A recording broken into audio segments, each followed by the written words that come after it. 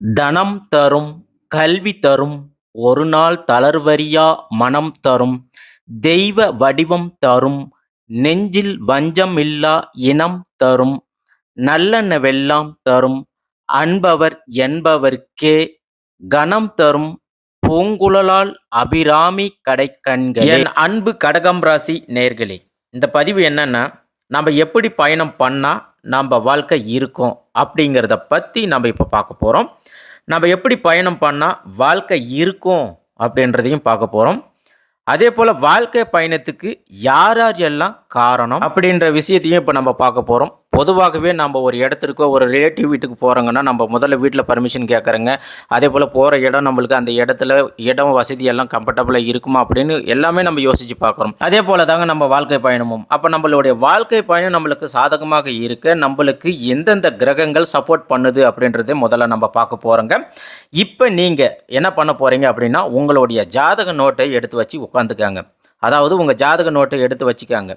நான் சொல்கிறத உங்களுக்கு அப்போ தான் ஈஸியாக புரியும். இப்போ உங்கள் ஜாதகத்தில், அதாவது கடக ராசியில் பிறந்தவங்க, அதில் ஃபஸ்ட்டு உங்கள் லாபாதிபதி யாருன்னு கேட்டால் கண்டிப்பாக அது உங்களுடைய ராசிக்கு அதிபதியான சந்திரனை தாங்க சொல்லுவாங்க. இவர் தாங்க உங்களுக்கு லாபாதிபதி.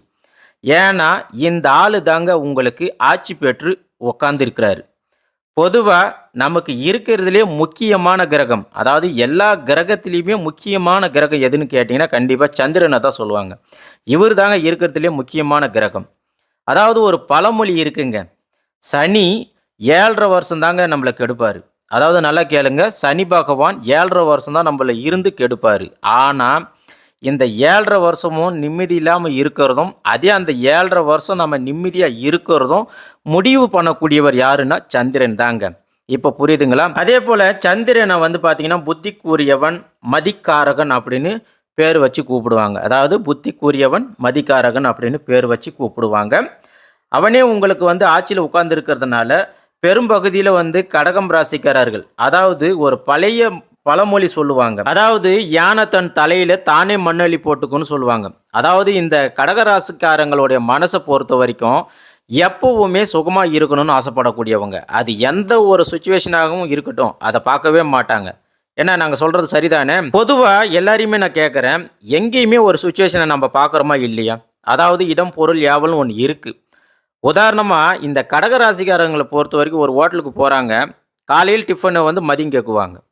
அதாவது மதியம் வந்து லஞ்சு தான் கிடைக்கும். ஆனால் இவங்க காலையில் டிஃபனவே இவங்க மதியம் கேட்பாங்க.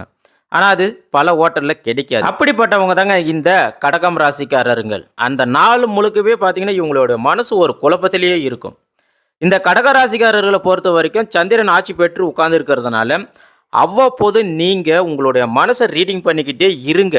அதாவது நாம் செய்யறது சரியா தப்பா அப்படின்னு அப்பப்போ அதை யோசித்து பார்த்துட்டே இருங்க. இல்லைன்னா உங்கள் நிம்மதியை கெடுத்துடுவார் இந்த சந்திரன். உங்களுடைய நிம்மதியை இவர் கண்டிப்பாக கெடுத்துடுவார். அதனால் நம்ம சொல்கிறது என்னென்னா, கடகராசியில் சந்திரன் உட்காந்து நமக்கு பிரச்சனையை கொடுப்பாருங்க. அப்போ நம்ம சந்தோஷமாக இருக்கணும்னா பக்கத்தில் உள்ளவங்க, அதாவது நமக்கு பக்கம் உள்ளவங்களை நம்ம ரொம்ப முக்கியமாக பார்க்கணுங்க. இதுதான் உங்களுக்கு பாயிண்ட்டுங்க, அதாவது மிகப்பெரிய பாயிண்ட்டுன்னு நான் சொல்கிறேன். அதாவது கடக ராசிக்காரங்க தனிமையில் இருந்தாங்கன்னா எந்த பிரச்சனையும் இல்லைங்க, சந்தோஷமாக இருக்கலாங்க. ஆனால் அதே கடகராசிக்காரங்க ஒரு ஆணாக இருக்கட்டும் பெண்ணாக இருக்கட்டும், இவங்க பக்கத்தில் இவங்க அம்மா உட்காந்தாங்கன்னா கதை முடிஞ்சிச்சிங்க, இவங்களுக்கு நிம்மதி கிடையாது. அதே போல் இவங்க அப்பா உட்காந்தாங்கன்னா சுத்தமாக நிம்மதி கிடையாதுங்க. அதே போல் கடகராசியில் இப்போ இருக்கக்கூடிய ஹஸ்பண்ட் ஒய்ஃபாக இருந்தாங்களாம் சுத்தமாக அவங்களுடைய நிம்மதி போச்சுங்க. அப்போ அதே போல் பிள்ளைகள் இருந்தாலும் இவங்களுடைய நிம்மதி போச்சுங்க. அப்போ யாரு தாங்க கடகத்துடைய பக்கம் உட்கார்ந்தா அப்படி அவங்களுக்கு பிடிக்கும் அப்படின்னா, கடகராசிக்காரர்களை பொறுத்த வரைக்கும் அவர்களுக்கு விருப்பமானவங்க, அவங்களுக்கு விருப்பப்பட்டவர்கள் யாருனும் அவங்க பக்கம் உட்கார்ந்தாங்கன்னா சந்தோஷம் ஏற்படுங்க. அதாவது உங்களுக்கு விருப்பமானவர்கள், உங்களுக்கு பிடிச்சவங்க யார் இருந்தாலும் சரி, நீங்கள் யாரை நினைக்கிறீங்களோ அவங்க உங்கள் பக்கம் உட்காரணும் அப்படின்னு தான் நீங்கள் நினைப்பீங்க. இதுதான் கடகராசிக்காரங்களுடைய குணம். அதாவது இதுதான் உண்மை. இது யாராவது கடகராசிக்காரர்கள் இல்லைன்னு சொல்லுங்க பார்க்கலாம். உங்களுக்கு எல்லாருமே பிடிச்சிருந்தாலும் இவங்க தான் என் பக்கம் உட்காரணும் அப்படின்னு நினைச்சு சந்தோஷப்படக்கூடியவர்கள் நீங்கள் தாங்க. அப்போ சந்திரன் என்ன பண்ணுறாரு அப்படின்னா, அவர் என்ன நினைக்கிறாரோ அதை தான் நடத்தணும் அப்படின்னு முடிவு பண்ணுறாருங்க. அப்போ உங்களுடைய வாழ்க்கை பயணம் சீராகணும், உங்களுடைய வாழ்க்கை நல்லா இருக்கணும் அப்படின்னா என்ன செய்யலாங்க? அப்படின்னா, நீங்க சந்திரன் என்ன நினைக்கிறாரோ, அது போலவே நடக்கணுங்க. அவ்வளதாங்க. முடிஞ்சு போச்சு. அடுத்ததா பாருங்க, உங்க ராசியில குரு வந்து உச்சமாகுறாருங்க. அதனால உங்களுக்கு குரு உபதேசம் அள்ளி கொடுப்பாருங்க. அதாவது உங்களுக்கு உங்கள நெருங்கியவர்கள் மத்தவங்க எல்லாருமே வந்து பார்த்தீங்கன்னா, உங்களுக்கு அட்வைஸ் பண்ணிட்டே இருப்பாங்க. அதாவது உங்க ராசி கட்டத்தில இப்ப உதாரணமாக உங்க ராசி கட்டத்தில குரு உங்கள வீட்ல இருக்கிறாரு அப்படின்னு வச்சுக்கங்க. அப்ப சொல்லவே வேண்டாங்க. உங்களுக்கு பஞ்சமே கிடையாது. அதாவது நீங்க எந்த ஒரு வேலை செய்றீங்கனோ, உங்களுக்கு ஒருத்தர் வந்து வொர்க் பண்ணி குடுத்துருவாரு. உங்களுக்கு ஏதாவது ஒரு விஷயத்தில உங்களுக்கு ஹெல்ப் பண்ணுவாங்க. உதாரணமாக நீங்க ஒரு வேலை செய்யறீங்க. அந்த இடத்துல ஒரு சிஸ்டம் வந்து பிரச்சனை ஆயிடுச்சு, எரர் ஆயிடுச்சு அப்படின்னா பார்த்தீங்கன்னா, அது என்ன ப்ராப்ளம்னு கூட தெரியாதுங்க. ஆனா, யாரோ ஒருத்தர் வந்து உங்களுக்கு கண்டிப்பாக அந்த சிஸ்டத்த சரி பண்ணி குடுத்துருவாருங்க. இதுதாங்க உங்களுக்கு ஒரு ப்ளஸ் பாயிண்ட். அதேபோல நீங்க லாங் டிரைவ் ஒரு வண்டியில போயிட்டு இருக்கிறீங்க. உங்களுக்கு அந்த வண்டியில வந்து ஏதாவது ஒரு பிரச்சனை வருது. அந்த வண்டி என்னன்னு கூட உங்களுக்கு தெரியாது. ஆனா, உங்கள பொறுத்தவரைக்கும் உங்களுக்கு குரு சப்போர்ட்டிவா உச்சத்தில இருக்கிறதுனால, யாராவது ஒருத்தர் வாலண்டரியா வந்து உங்களுக்கு என்ன பிரச்சனை அப்படின்னு வந்து உங்கள கேட்டு உங்களுக்கு ஹெல்ப் பண்ணுவாங்க. அதேபோல ஒரு எக்ஸாம்பிளுக்கு நீங்க சினிமா தியேட்டருக்கு போறீங்க. அங்க டிக்கெட் வந்து எல்லாம் கிடைக்கல அப்படின்னு சொல்லி நீங்க திரும்பி வரீங்க. ஆனா, ஏதாவது ஒரு வகையில வந்து பார்த்தீங்கன்னா, உங்களுக்கு மறுபடியும் டிக்கெட் இருக்கு. நீங்க இந்த படத்துக்கு போறீங்களான்னு அப்படின்னு வாலண்டரியா யாராவது ஒருத்தர் வந்து உங்கள கேட்பாங்க. அப்படி நீங்க எவ்வளவு பெரிய அதிர்ஷ்டசாலின்னு நீங்க நெனச்சுக்கங்க. ஏன்னா, உங்களுக்கு ஏதாவது ஒரு வகையில ஏதாவது ஒரு ஹெல்ப் உங்களுக்கு கிடைக்கும். அதேபோல உதாரணமாக நீங்க வந்து ஒரு பானிபூரி சாப்பிடணும்னு ஆசைப்பட்டு போறீங்க. அந்த இடத்துல 2 பேர் உங்களுக்கு இடைஞ்சலா இருக்கிறாங்க. அப்ப நீங்க அந்த பானிபூரி சாப்பிட முடியாத சூழ்நிலையும் வருது. நீங்க கவலைப்பட்டு வந்துடுறீங்க.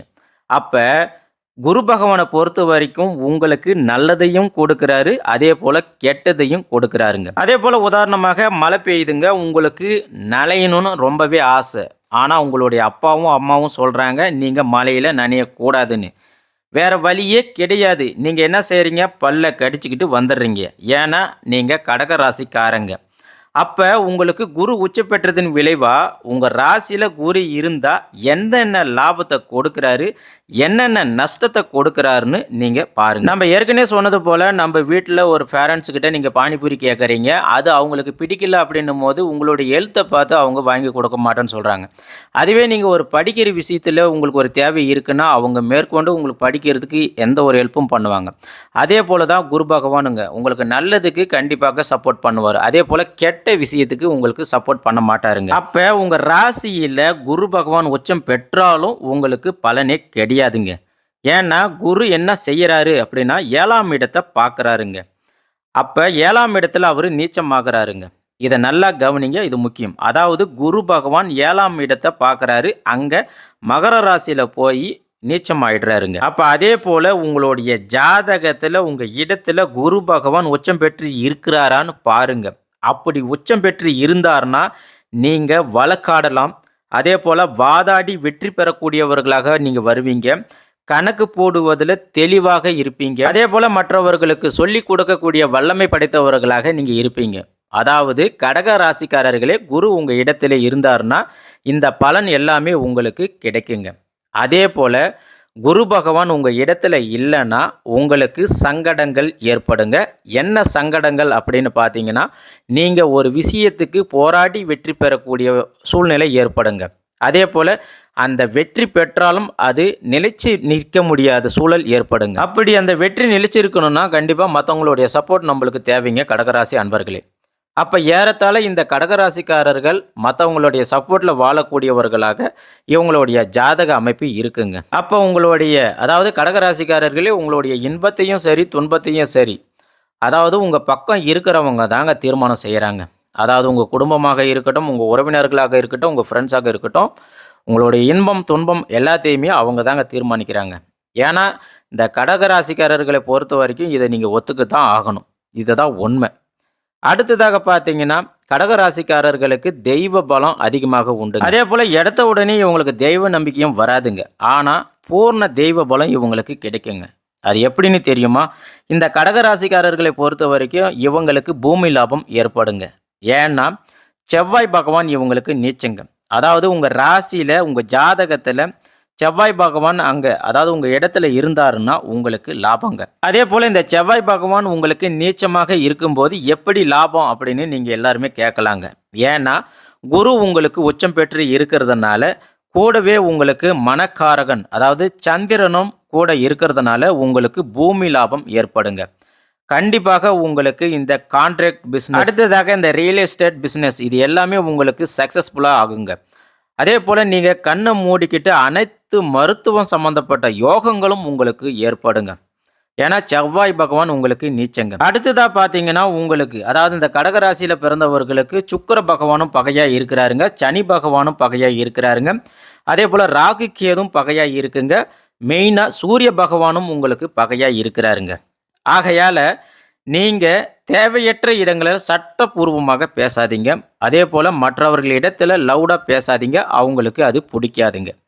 அதே போல் நீங்கள் எப்போ பேசணுமோ அப்போ பேசுங்க, மற்ற டைமில் பேசவே பேசாதீங்க. மற்றதை நீங்கள் பேசினாலும் பேச முடியாதுங்க. அதே போல் நீங்கள் அமைதியாக போகும்போது மற்றவங்களை நீங்கள் அடக்கி ஆள முடியுங்க. கடகராசி அன்பர்களே, நல்லா தெரிஞ்சுக்காங்க. உங்கள் ராசியில் சனி எங்கே உட்கார்ந்துருக்கிறாருன்னு பாருங்கள். உங்கள் ஜாதக கட்டத்தில் சனி எங்கே உட்கார்ந்துருக்கிறாருன்னு பாருங்கள். அப்போ உங்கள் இடத்துல இருக்கிறாருன்னா நீங்கள் தயவு செஞ்சு சட்டத்துக்கு ரொம்ப பணிஞ்சு போங்க.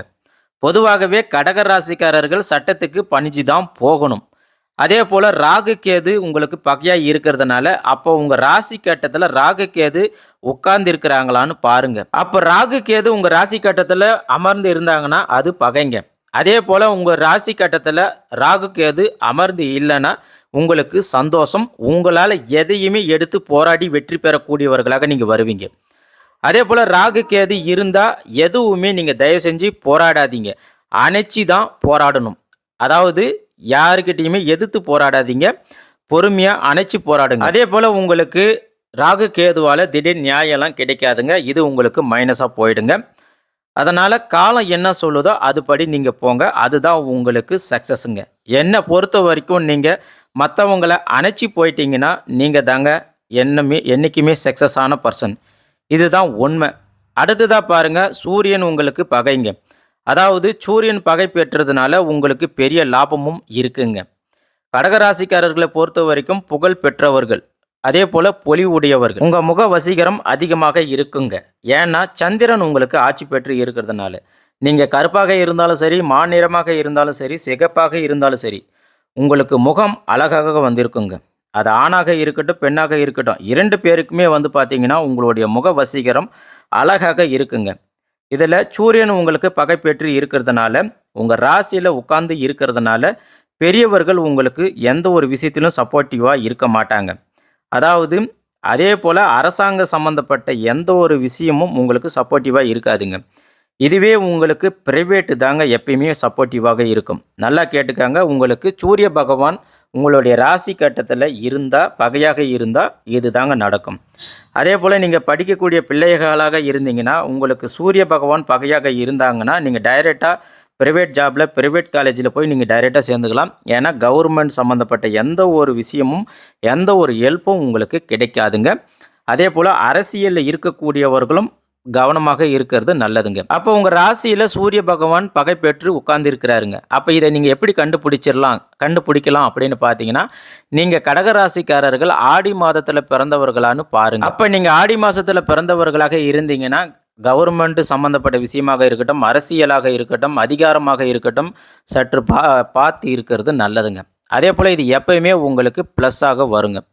கடகராசிக்காரர்களுக்கு சூரியன் நட்பாக பெறும்போது, அதாவது உங்கள் ராசியில் ஜாதகத்தில் எப்போ உங்களுக்கு சூரிய பகவான் நட்பாக வராரு, ஆட்சி பெற்று இருக்கிறாரு, உச்சம் பெற்று இருக்கிறாரோ அந்த நேரத்தில் நீங்கள் அரசியல், அதிகாரம், கலை, மிக பெரிய விஐபியாகவும் சம்மந்தப்பட்ட எல்லா ஒரு விஷயமும் அப்போ தாங்க உங்களுக்கு நடக்கும், கிடைக்கும்.